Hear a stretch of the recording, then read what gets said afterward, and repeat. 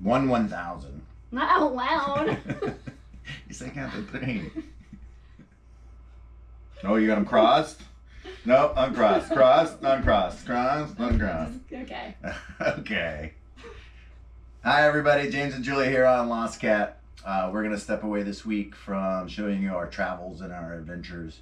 And we're going to try and tackle the big question on a lot of people's minds. Mm-hmm. And all the Facebook groups about living aboard, and the big question on everybody's mind that's interested in this lifestyle is... They say, how do you afford to live on a boat? How do you afford to do it? How do you afford to do it? How do you cruise full time? How do you cruise full time? So, I think that there's a lot of interest in this lifestyle now. A lot of people are looking for different ways of living, and I think it makes sense that people are attracted to living on a boat because it's fun. It's awesome. It's awesome.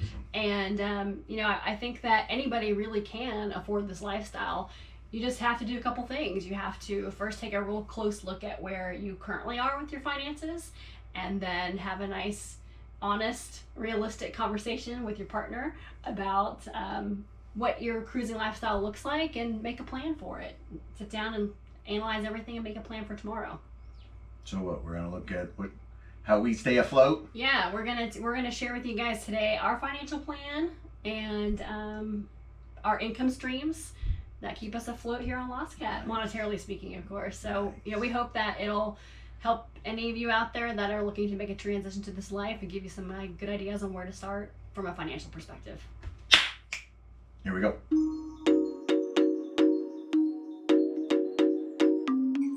So one of the first things that we did was establish a bullet number. This is essentially the amount of money that we would need to pull the trigger on our dream.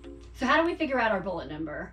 Well, first we had to create a projection about how much our new live aboard life was going to cost us every month and every year. So we had to sit down and talk about it, exactly what our expectations were. We're going to buy a monohull for just us.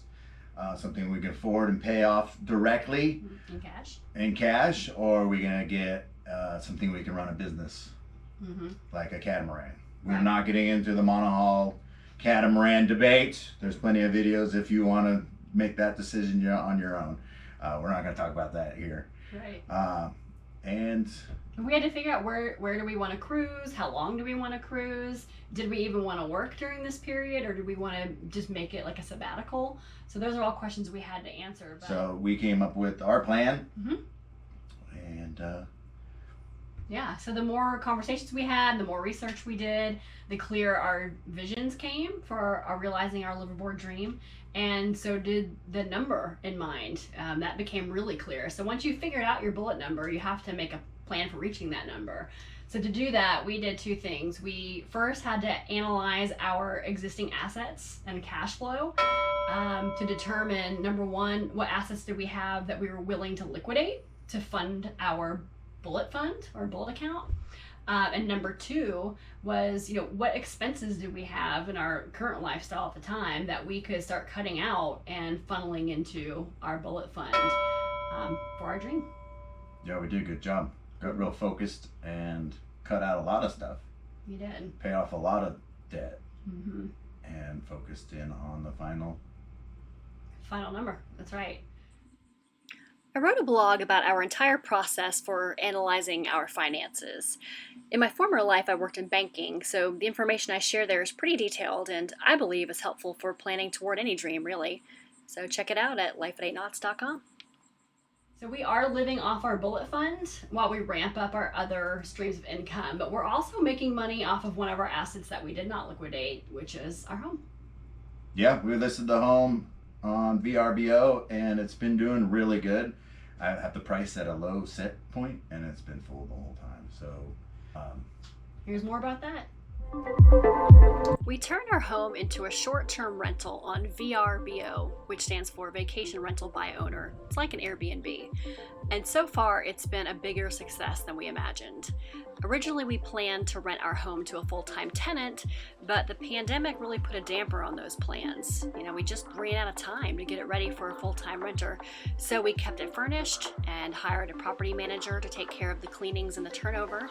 And now we regularly rent our home out and earn double what we could have expected from a long-term renter. And this not only puts equity into our home, but it also leaves us with some extra cash to put back into our bullet fund. So far, it's been awesome.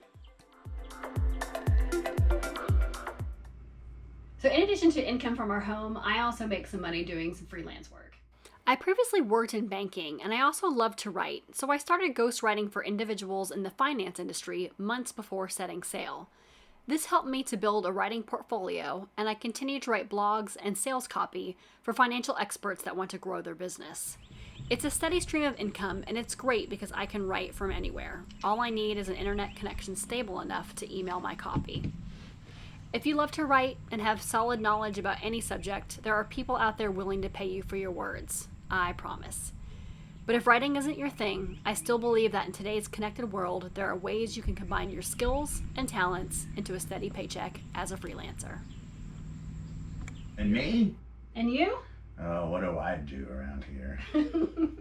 Not necessarily make a lot of money, but I try and save us a lot of money. I'm pretty handy with the tools.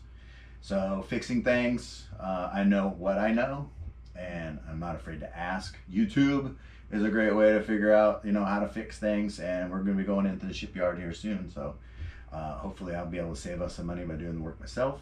I'm also a PADI certified master scuba diver trainer, and hopefully down the line, as we get into charters, that's going to pay off well. I've done it since I was like 19 years old. So getting back to that's going to be pretty neat, and hopefully a little lucrative. Yeah. Finally, as a couple, we have an income stream that we're working on together. Yeah. And surprise, it's not YouTube. It's not. We're not making these videos to make money. It's very difficult to do that. We really like it. We like sharing our adventures with our friends and family and making friends and family along the way. Mm-hmm. Also think it's a great way for people to get to know us, and if they want to do a charter with us. Yeah. That's the real value of YouTube for us, is connecting with kindred spirits that are curious about the lifestyle and want to spend time aboard with a real couple that's doing it.